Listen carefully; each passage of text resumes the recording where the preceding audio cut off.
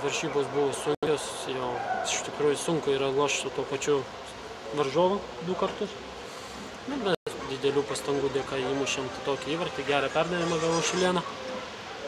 Tik beliko koją pastatyti, kad įmušiu.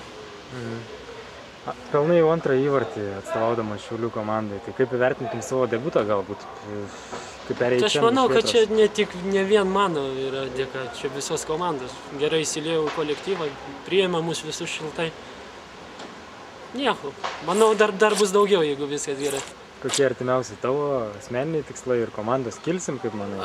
Nu ką, pirma komandiniai tikslai tai papulti į Europą, be abejo, o turnyriniai lenteliai priklauso viskas nuo mūsų pačių. Jeigu toliau gerą treneris turim dabar atėjo, jeigu viskas gerai, tikėkime, gal ir tą 4. vietą užkabinsim.